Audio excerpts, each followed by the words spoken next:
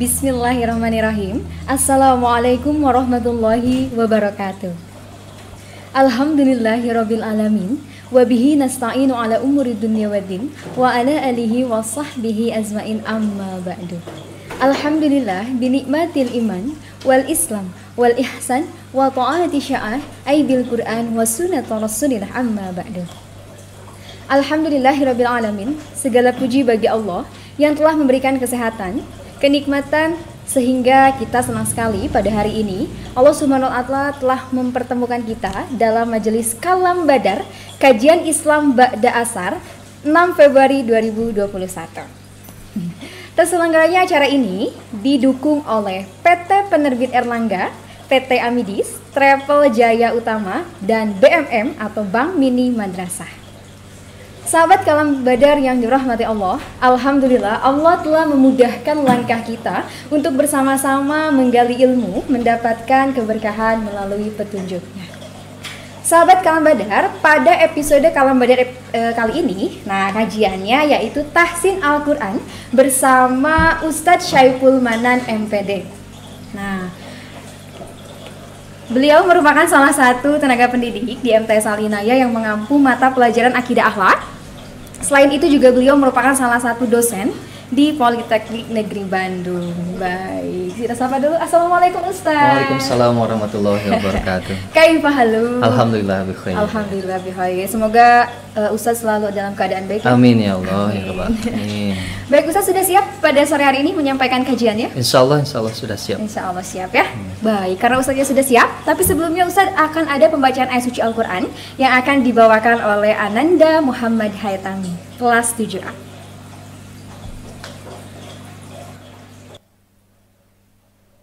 Assalamualaikum warahmatullahi wabarakatuh.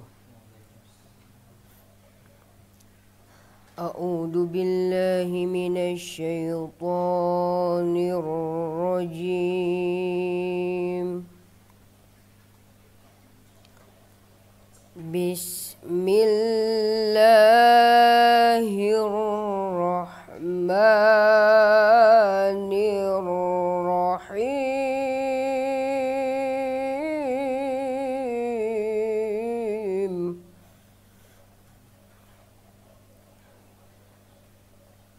Laqad kana lakum fi rasulillahi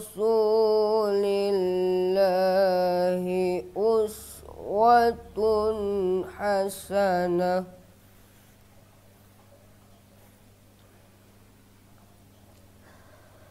Fi rasulillahi uswatun hasanatun liman kana yarjullah wal yawmal akhir wa dzakarallaha katsira.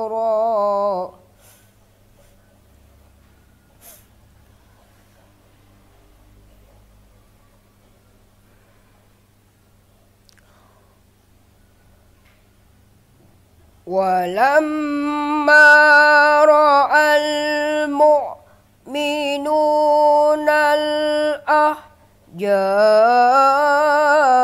qalu hadha ma wa'adana Allahu wa rasuluhu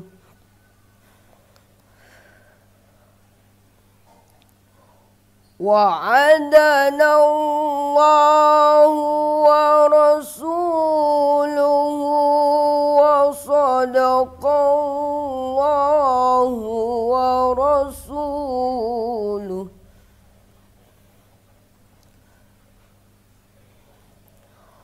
wa ma jadahum illa imanan wa تسليما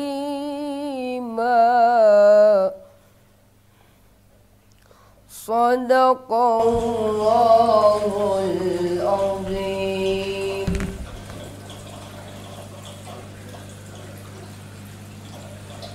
Sadaqallahul Adzim, Sadaqallahul Adzim, Maha benar Allah dengan segala firman-Nya. Baik, sahabat Kalam Badar yang dirahmati Allah. Nah, tema kajian pada sore hari ini yaitu tahsin Quran. Nah, judulnya yaitu pentingnya memperbaiki bacaan Quran. Nah, karena pada realitanya banyak sekali nih orang yang kurang memperhatikan bacaan Al-Quran. Begitu, langsung saja tidak lama-lama lagi ya, kita dengarkan kajian dari Ustadz. Sudah siap Ustadz? Insyaallah. Baik, silakan Ustadz untuk memaparkan materi pada sore hari ini.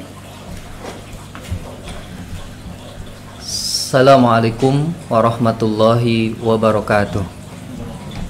Alhamdulillahilladzi awdahat tariqa lit-talibin wa sahala manhajis sa'adatil muttaqin wa basara basairil musaddiqin bisairil hikami wal ahkami fid din wa manahahum asral imani wal anwari wal yakin. Asyhadu an la ilaha illallah wa asyhadu anna Muhammadan abduhu wa rasuluhu as-sadiqul wa'dil amin. Faqala Allah ta'ala fil Qur'anil Karim, a'udzu billahi minasy syaithanir rajim, bismillahirrahmanirrahim, wa rattilil Qur'ana tartila. Alhamdulillah, puji syukur kehadirat Allah, salawat serta salam semoga tercurah limpahkan pada junjungan alam baginda besar Muhammad sallallahu alaihi wasallam, kepada keluarganya, para sahabatnya, para aulia, para syuhada, sampai kita sekalian selaku umatnya hingga yaumil kiamah.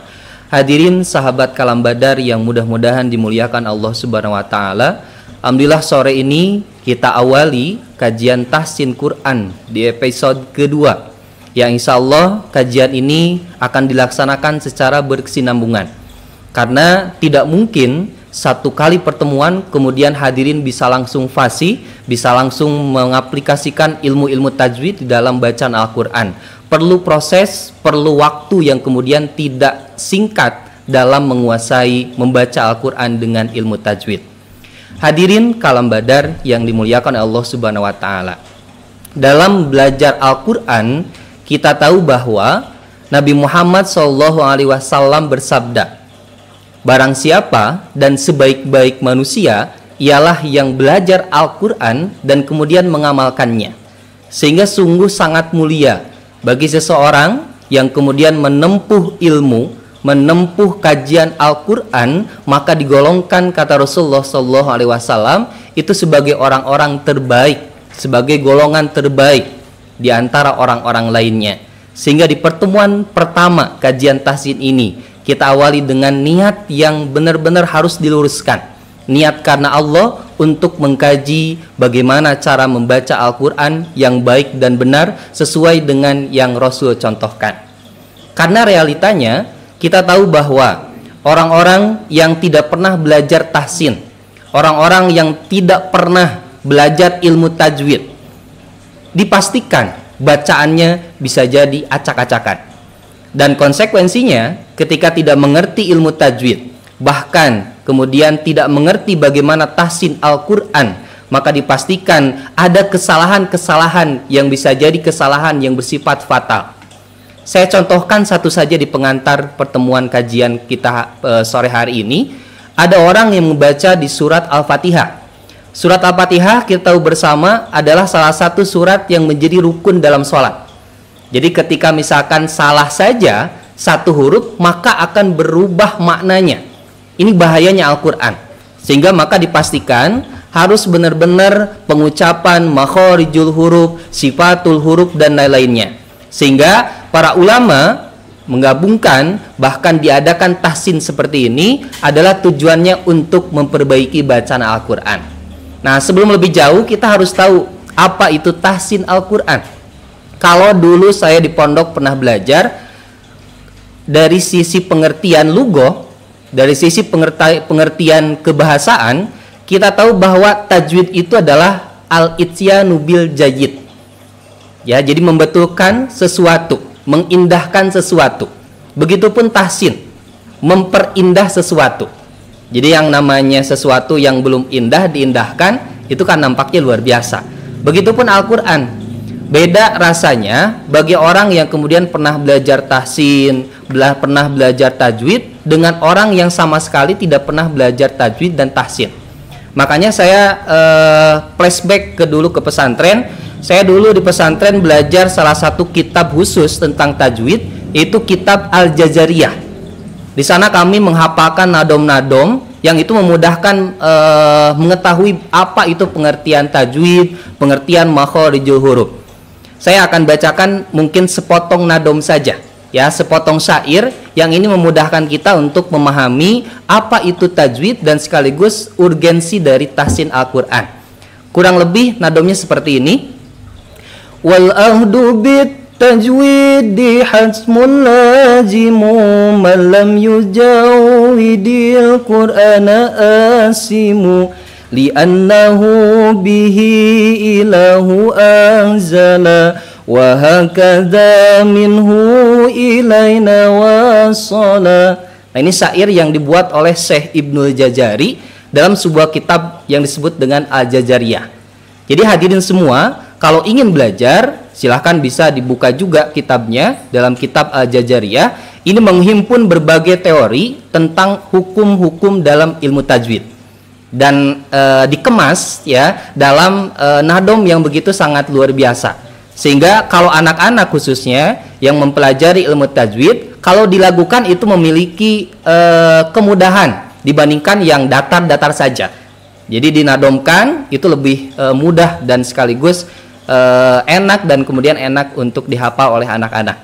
Begitupun para sepuh, para orang tua yang kemudian baru memulai tahsin ini tidak perlu khawatir. Karena sekali lagi Allah itu tidak melihat dari usia. Bahkan bisa tidaknya seseorang itu dilihat dari proses belajarnya. Makanya kalau dalam kitab Ta'limu Ta'alim, syarat mendapatkan ilmu itu salah satunya itu adalah tuluz zaman. Artinya perlu banyak waktu, tidak ada yang instan. Jadi perlu ada waktu step by stepnya untuk belajar. Nah, itu yang kemudian harus kita ikuti. Nah, selanjutnya mungkin bagi kita sekalian, ya, bagi para orang tua dan lain-lain ataupun para sepuh yang baru memulai tahsin Al-Quran seperti ini, bagaimana sih hukumnya membaca Al-Quran tanpa ilmu tajwid? Nah, mungkin jadi pertanyaan bersama, pertanyaan besar, karena bisa jadi orang-orang berpikir saya belum punya basic ilmu tajwid sehingga saya nggak mau baca Quran. Karena pernah mungkin ada teman yang bilang baca Quran tanpa tajwid otomatis berdosa. Ya udah, mending jangan sama sekali baca Quran. Nah, ini adalah salah satu pemahaman yang salah. Karena sesungguhnya yang dimaksud dosa bagi seseorang yang kemudian membaca Al-Quran tanpa tajwid itu adalah orang-orang yang tidak dibarengi dengan belajar. Jadi kalau misalkan kita benar-benar tidak tahu dan taunya seperti itu cara bacanya, maka itu dimakfu kalau dalam istilah agamanya, artinya dimaafkan. Tapi kalau misalkan kita tahu teori tajwid tentang idhar, idgham dan lain-lain, sementara kemudian sengaja disalahkan, maka itu yang kemudian berdosa. Bahkan kemudian Rasulullah SAW menjamin bagi orang yang belajar Al-Quran terbata-bata dalam membacanya, maka Allah akan berikan 2 pahala. Yang pertama pahala kesulitan dia membaca, yang kedua adalah pahala kemudian membaca Al-Qurannya. Jadi jangan pernah khawatir. Bapak-bapak, ibu-ibu sekalian yang kemudian berpikir saya sudah umurnya sudah tua, umurnya sudah tidak muda lagi, sehingga tidak ada harapan saya untuk bisa membaca Al-Quran dengan baik seperti para qori-qori internasional hari ini. Jangan pernah berpikir seperti itu. Bahkan ada sebuah peribahasa yang saya cari, saya telisik dalam berbagai sumber, ternyata ditemukan itu adalah perkataan dari Syekh Hasan Al-Basri. Perkataan dari Syekh Hasan Al-Basri ini yang kemudian menyatakan bahwa menuntut ilmu di waktu kecil ibarat mengukir di atas batu. Artinya kalau anak kecil, masa-masa muda, masa-masa kanak-kanak, dia belajar ilmu sesuatu, maka seolah-olah mengukir di atas batu. Jadi tidak akan mudah hilang. Nah, kemudian dilanjutkan tuh ada peribahasanya. Kalau kita di Indonesia ada peribahasa lain, ketika peribahasa pertama menyatakan ketika belajar atau menuntut ilmu di waktu kecil ibarat mengukir di atas batu, dan kemudian ada lanjutannya. Ada lanjutannya adalah dan ketika sudah tua, ya, belajar di waktu tua ibarat kemudian mengukir di atas air. Bahkan kalau nggak salah ada lagunya, kalau nggak salah ada dilagukan dalam sebuah syair, lagu dan lain-lain. Mungkin nanti Bu Resma bisa mencontohkan ya, tahu karena Bu Resma seorang entertain ya, Wah. seorang penyanyi. Jadi mungkin tahu, bisa dicontohkan Bu Resma ya? Bisa aja nih, ada Pak lagunya, Ustadz. silakan. Sedikit aja ya Pak Boleh, Ustadz ya? boleh. Oke. Syairnya begini katanya. Belajar di waktu kecil bagai mengukir di atas batu. Belajar di waktu kecil bagai mengukir di atas batu. Belajar sesudah dewasa, laksana mengukir di atas air. Gitu Pak Ustadz Masya katanya. Allah. Ada kan lagunya ya seperti Ada itu ya. seperti itu. Nah Apa ini ya itu? kemudian jangan sampai ini menjadi peribahasa yang sekaligus dianut oleh para sepuh. Artinya ketika misalkan mengukir di atas air itu adalah suatu kemustahilan.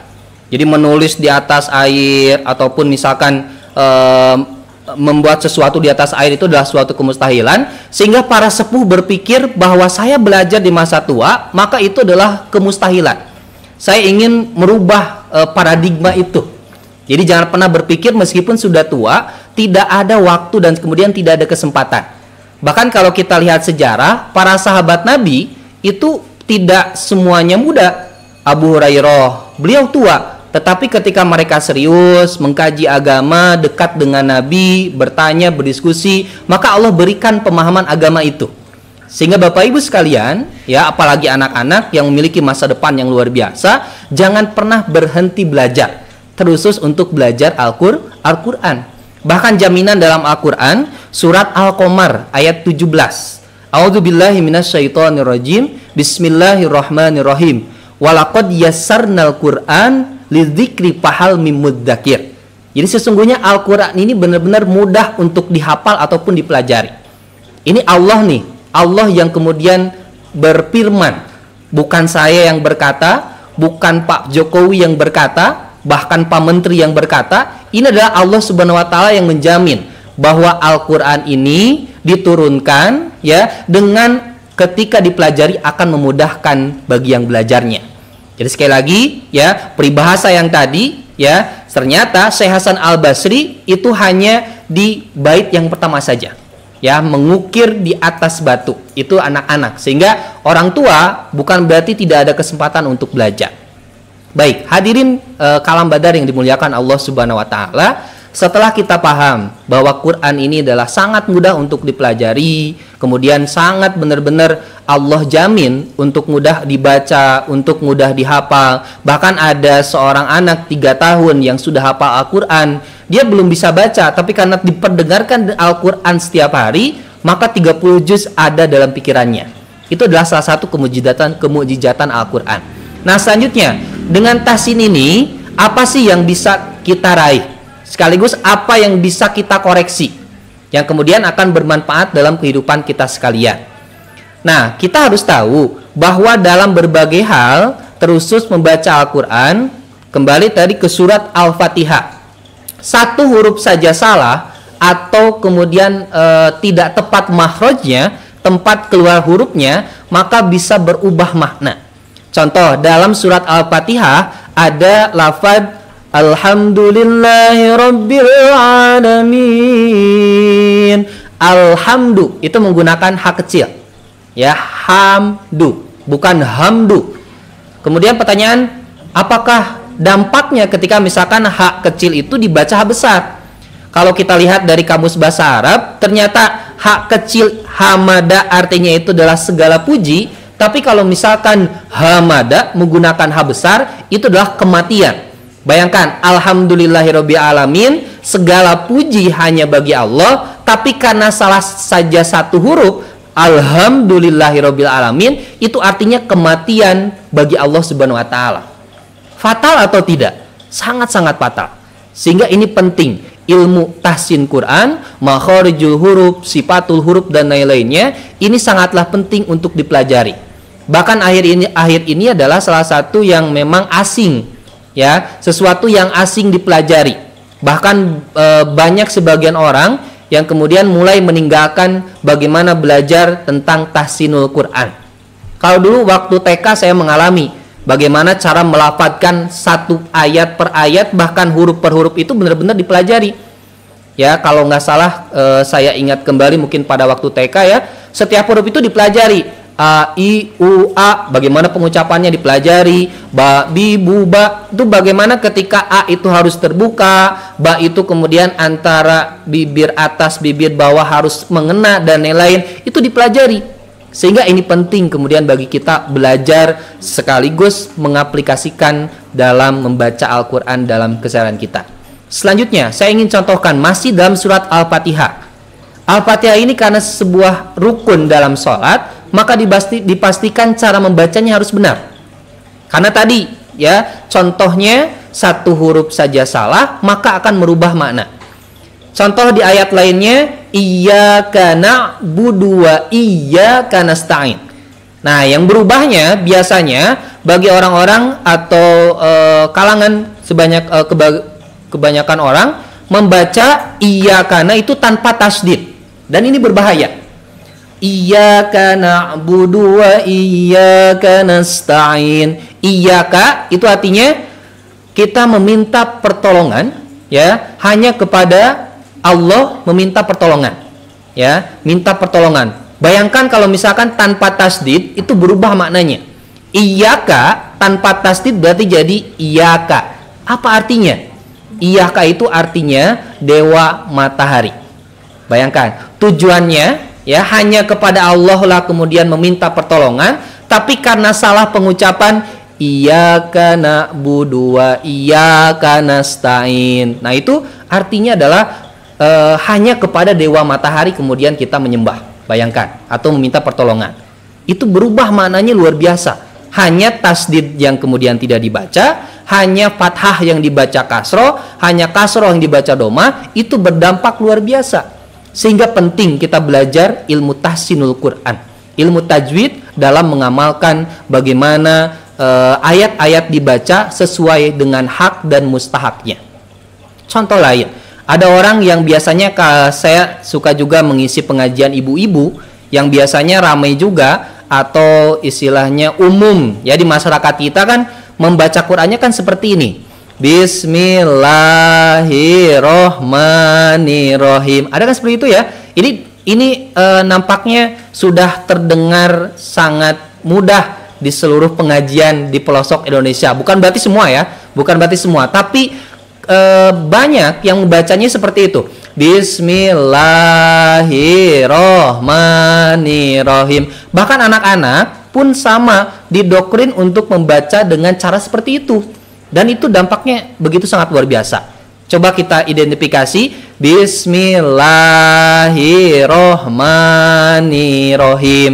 Bismillah itu 2 harokat. Tapi kalau misalkan dibaca seperti tadi, Bismillahirrohman, hir itu ada alif lam samsiah langsung ke ro-nya, maka nggak bisa Bismillahirrohmanirrohim.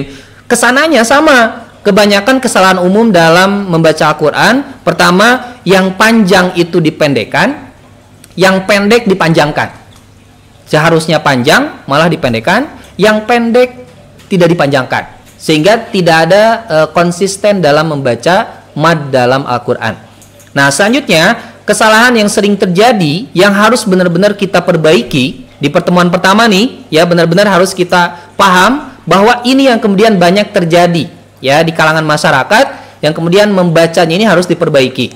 Satu tadi yang dibaca panjang malah dipendekkan, yang pendek malah dipanjangkan. Yang kedua, membaca gunnah tanpa gunnah. Seperti misalkan dalam Al-Kausar, inna a'toina kal kausar. Nah, dibaca inna a'toina. Nah, membaca Al-Kausar itu, membaca gunnah itu harus ditahan dulu. Ditahan. Inna 2 harokat. Ya, kalau dulu saya belajar bahkan surat Al-Fatihah saja Ya, kalau memang pengen belajar benar itu kan kalau di daerah Arab seperti misalkan di Saudi, di Madinah, itu para mahasiswa yang kemudian belajar di Al-Azhar Mesir, mereka itu talaki kepada ustadznya, kepada syekhnya.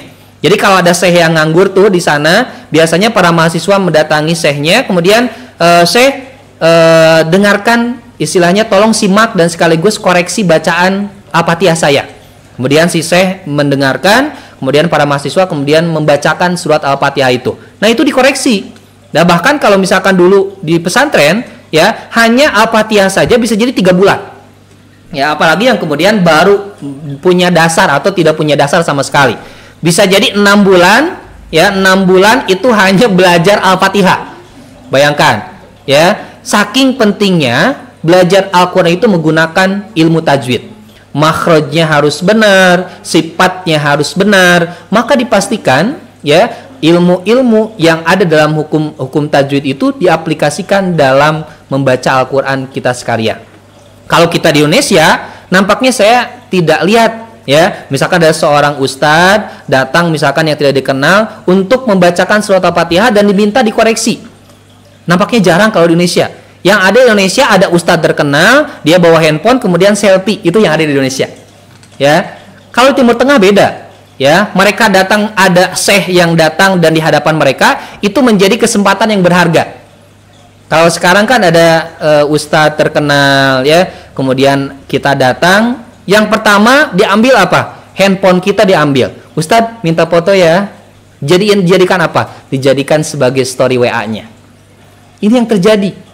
Ya, sehingga nampaknya kalau ada orang yang berilmu, khususnya memiliki kemampuan membaca Al-Quran dan ilmunya, maka pastikan itu adalah kesempatan yang baik untuk mengoreksikan bacaan surat Al-Fatihah kita.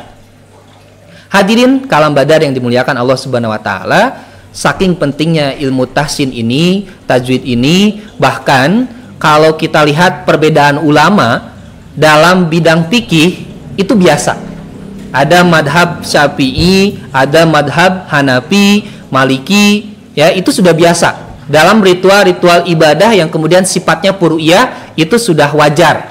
Tetapi dalam ilmu tajwid nampaknya ulama sepakat. Ulama sepakat dalam sisi cara baca atau membaca Al-Quran dengan menggunakan ilmu tajwid. Sehingga pastikan ini adalah salah satu momen atau salah satu kesempatan bagi kita untuk belajar, apalagi di masa pandemi seperti ini kita terbatas, ya, berkerumun nggak boleh, kemudian bertatapan guru dengan siswa itu tidak boleh atau belum boleh. Tapi dengan adanya teknologi hari ini, Bapak Ibu, anak-anak sekalian berada di rumah masing-masing, tapi tetap, ya, masih bisa melaksanakan tolabul ilmi atau mencari ilmu, dan itulah yang kemudian harus kita usahakan. Tidak ada alasan untuk berhenti belajar. Sehingga pada hakikatnya semua manusia tidak ada yang bodoh. Yang ada adalah yang malas kemudian tidak mau belajar. Nah, kesalahan dalam Al-Quran kita harus pahami bahwa kesalahan-kesalahan yang terjadi itu tidak semuanya bisa ditolerir ataupun ada yang kemudian hanya sebatas kesalahan ringan. Makanya para ulama membuat rincian bahwa kesalahan itu terbagi 2. Ada yang disebut dengan al-lahnul jali, ada yang disebut dengan al-lahnul khofi. Apa itu al-lahnul jali? Al-lahnul jali itu adalah kesalahan yang fatal. Seperti tadi saya sampaikan, ketika huruf kho dibaca ha, kemudian huruf ha dibaca ha, maka itu adalah salah satu kesalahan yang fatal.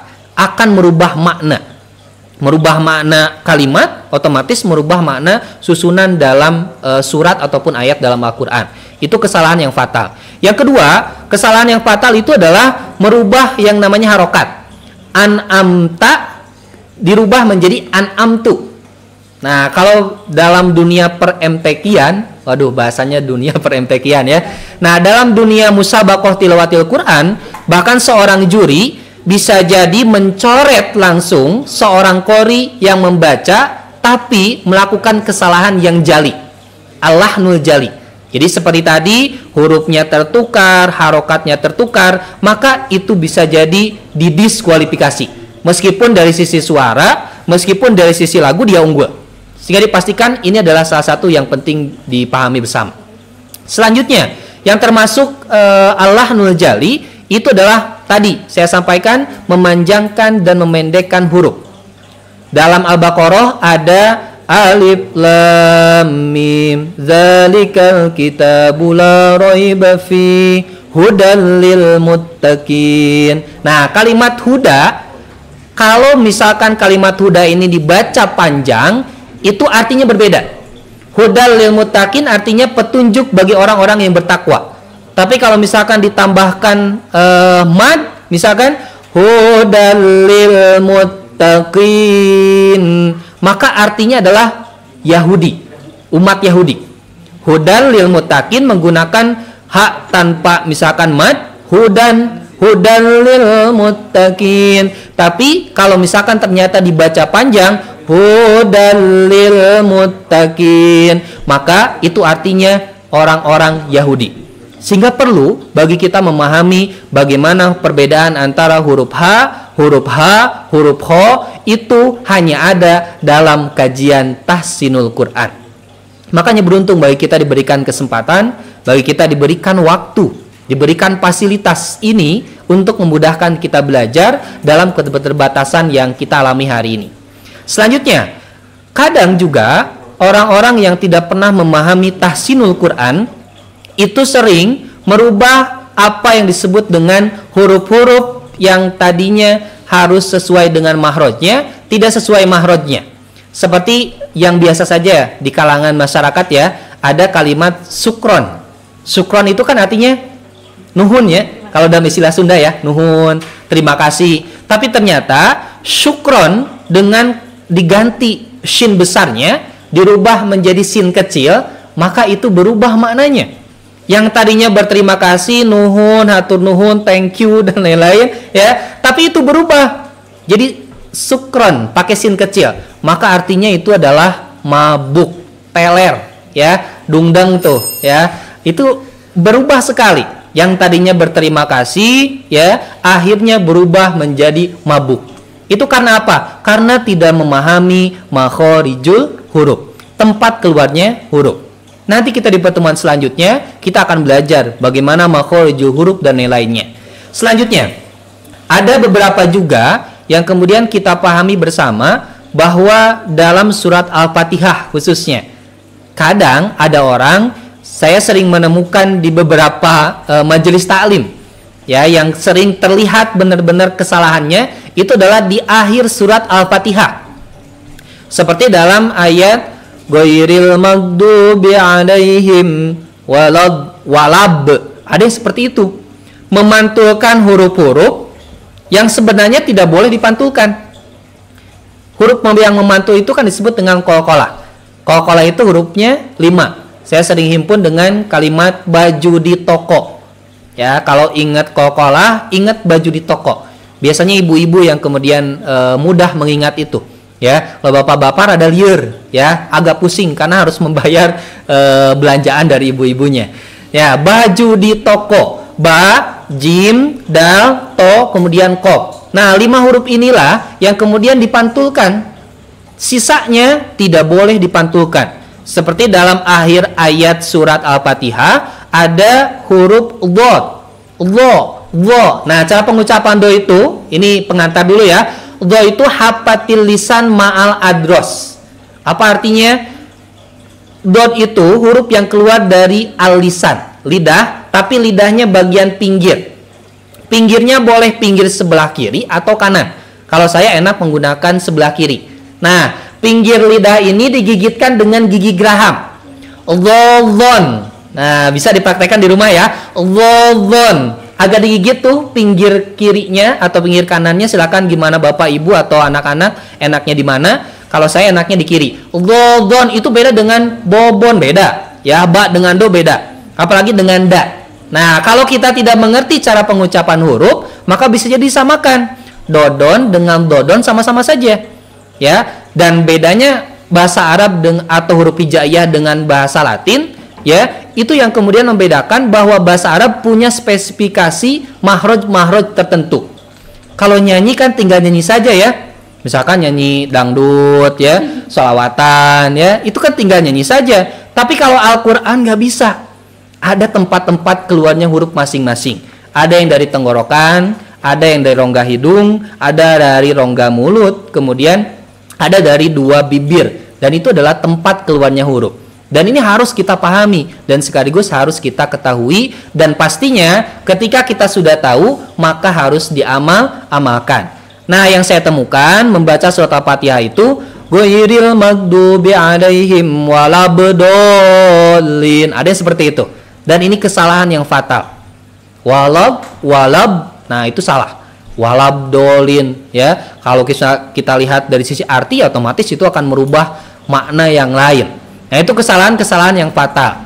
Nah, terakhir ada kesalahan-kesalahan yang ringan. Artinya al-lahnul khafi atau kesalahan yang tidak terlalu berat.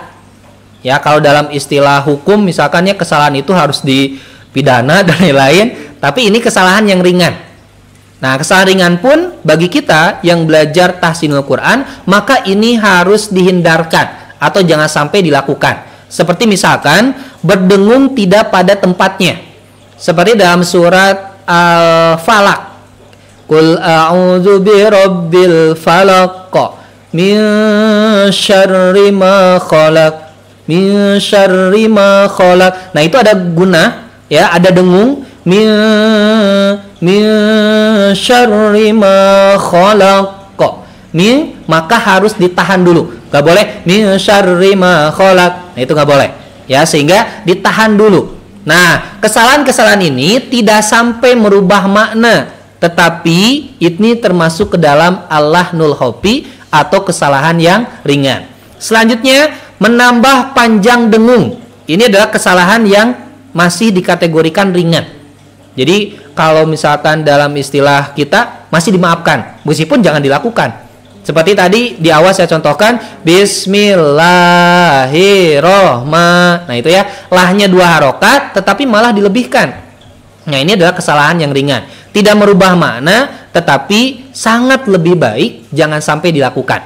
Yang ketiga selanjutnya adalah meninggalkan dengung. Yang harusnya dengung malah tidak didengungkan, maka ini sesuatu yang disebut dengan kesalahan yang ringan. Seperti misalkan jangan juga ketika kita seolah-olah misalkan sudah belajar tahsin ya, baru 1 pertemuan, baru 1 kali, kemudian seolah-olah kita sombong kepada orang, ingin mempraktekkan, ingin menunjukkan bahwa kita fasih membaca Al-Quran ya, misalkan i'lamu dengan menggunakan lagunya ya, dengan pedenya. Padahal sebenarnya ain itu punya sifat huruf yang kemudian jangan sampai secara langsung i'lamu tapi ditahan. Ya. Nah, jadi setelah mahorjo huruf, maka sifat huruf pun kita harus tahu. Ada isti'la, ada isti'fal ya, dan lain-lain. Banyak yang kemudian harus kita pelajari. Sehingga dari pertemuan kita hari ini, maka kita benar-benar harus koreksi. Di mana kesalahan membaca Al-Quran kita, apakah yang sering kita baca itu sudah sesuai dengan ilmu tajwid atau tahsinul Quran yang dikehendaki oleh para ulama. Baik, masih ada waktu, saya ingin contohkan bagaimana membaca surat Al-Fatihah. Ya, dan ini salah satu surat yang wajib, benar-benar wajib dalam sholat kita. Kalau ditinggalkan, ya otomatis gak sah sholat kita. Tidak sah sholat berarti amalan lain pun ditangguhkan. Bapak ibu zakat, bapak ibu puasa, bapak ibu sedekah, tapi tidak sholat, maka itu no. Tidak ada angka satunya, maka tidak ada artinya. Ya, mari bapak ibu semua hadirin Kalam Badar yang menyimak pada kesempatan sore hari ini, ya, kita mulai dengan bagaimana membaca surat Al-Fatihah yang kemudian disesuaikan atau menggunakan ilmu tajwid atau kaidah-kaidah dalam tahsinul Quran.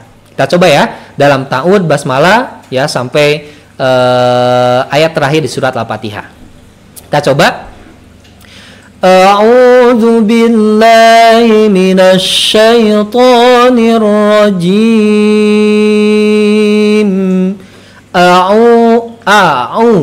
Hamzah kemudian ain. Hati-hati, banyak juga yang tertukar. Ya, ain dulu kemudian hamzah dulu. Itu adalah kesalahan yang kemudian tadi fatal. Ya, yang harusnya ain malah hamzah. A'udzu A'udzu billahi minasy syaithanir rajim.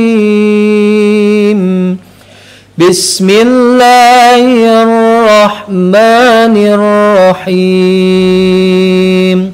Bismillahirrahmanirrahim. Nah, hati-hati, ada hak besar, hak kecilnya harus diperhatikan. Selanjutnya, alhamdulillahi rabbil alamin. Rabbil bukan rabbil alamin. Atau kalau nggak salah daerah Jawa ya, daerah-daerah tertentu misalkan ada yang baca rabbil ngalamin, ada yang seperti itu ya. Itu entah mungkin karena lagnamnya atau misalkan karena memang bawaannya ya. Kalau memang sulit ya oke, tapi kalau misalkan ternyata disengaja alhamdulillahirabbil ngalamin ya, ada yang seperti itu. Sehingga penting mempelajari makharijul huruf.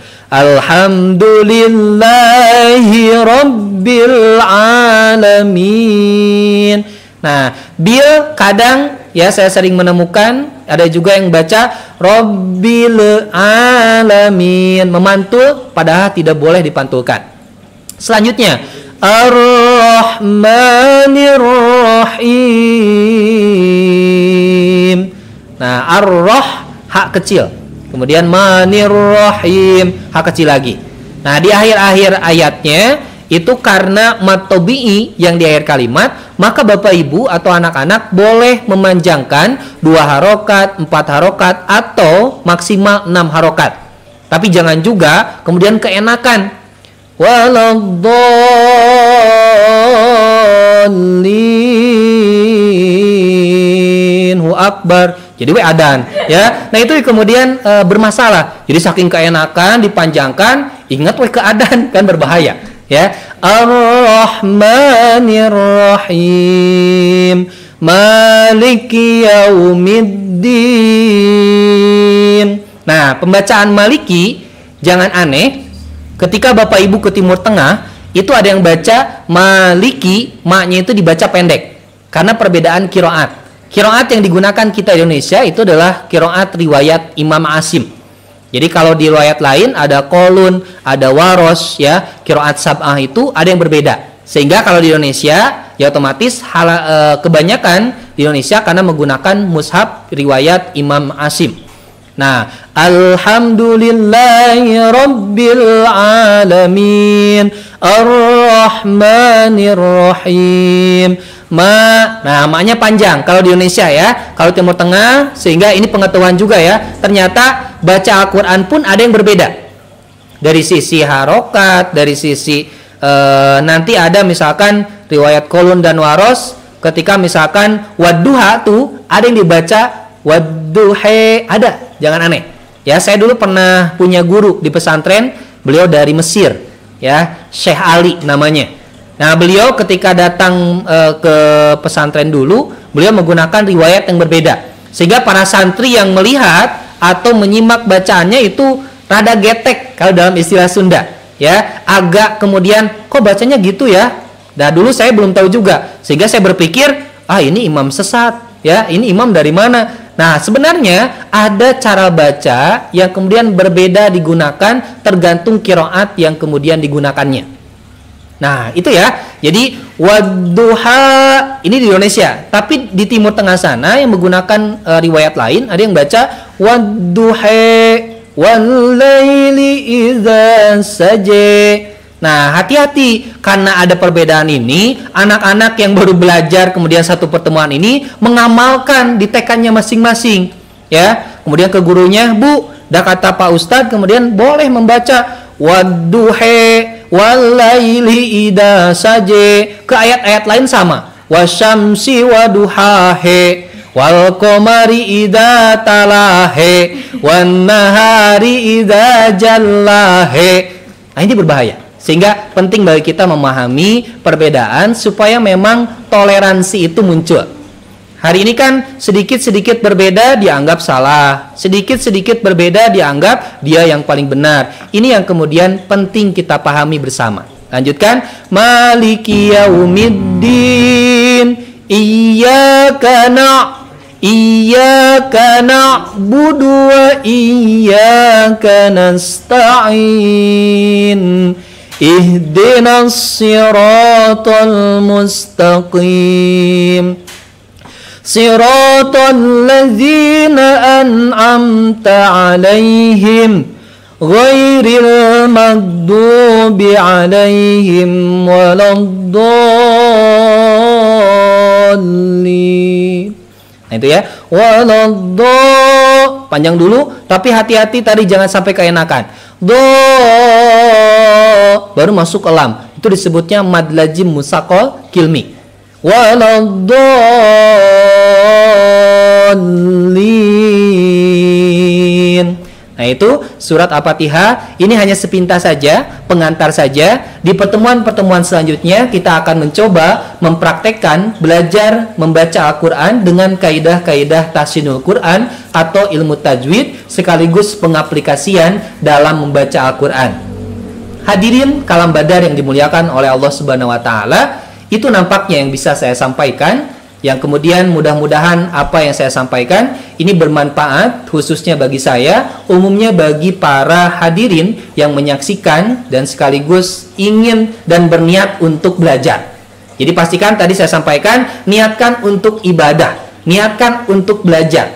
Karena kita tahu bersama setiap huruf yang kita baca itu mengandung pahala. Bahkan dalam hadisnya disebutkan satu huruf itu 10 kebaikan. Bayangkan kita mengucapkan alif lam mim saja, itu berarti alif satu huruf kali 10 kebaikan, lam kali 10 itu adalah 10 kebaikan, 30 kebaikan hanya mengucapkan alif lam mim saja. Jadi sangat luar biasa, karena ini mujizat, karena ini adalah wahyu Allah. Maka orang yang belajar Al-Quran itu kenapa Rasul mengkategorikan adalah sebaik-baik manusia. Itu saja yang bisa saya sampaikan, mudah-mudahan bermanfaat ya. Dengan wallahul muwaffiq ila aqwamit thoriq. Wassalamualaikum warahmatullahi wabarakatuh. Waalaikumsalam warahmatullahi wabarakatuh. Luar biasa Ustadz, terima kasih banyak atas segala ilmu yang sudah disampaikan. Saya rangkum sedikit ya Ustadz ya. Tadi yang sudah Ustadz sampaikan, saya menangkap bahwa jangan pernah berhenti belajar Al-Quran. Nah, menuntut ilmu itu bukan hanya untuk yang muda loh. Nah, tidak ada waktu terlambat untuk belajar, apalagi untuk membaca Al-Quran. Nah, sesuai dengan tadi judul kita, pentingnya memperbaiki bacaan Al-Quran. Apakah betul penting? Sangat penting jika kita tadi mendengarkan pemaparan yang Ustadz sampaikan, begitu ya. Bahkan tadi saya mendengar Ustadz salah satu huruf saja, maka maknanya juga salah ya. Nah ini yang sangat berbahaya. Maka dari itu sangat penting sekali belajar memperbaiki bacaan Al-Quran. Insya Allah nanti Ustadz ya, di pertemuan-pertemuan selanjutnya kita akan melanjutkan kajian tentang tahsin Quran ini. Baik Ustadz, setelah ini kita masuk ke sesi pertanyaan. Nah tapi sebelumnya saya ingatkan buat teman-teman atau buat sahabat kalam badar di rumah nih yang mau mengirimkan pertanyaan, bisa langsung saja dikirimkan ke nomor WA 088-22091-0924 atau langsung saja klik link yang ada di description. Nah, saya ingatkan juga nih untuk yang mau ikutan giveaway. Nah, giveaway kali ini ada 3 pemenang terbaik. 1 ada dilihat dari komentar terbaik, yang kedua pertanyaan terbaik, dan yang ketiga seperti minggu lalu nih, posting snapgram terbaik. Jangan lupa tag ke Instagram MTS Al Inayah Channel di story saja ya. Oke, kalau begitu sebelum masuk ke sesi selanjutnya, kita akan saksikan bersama-sama salah satu persembahan dari Ananda dari kelas 7C, Syaima. Silahkan. Assalamualaikum warahmatullahi wabarakatuh.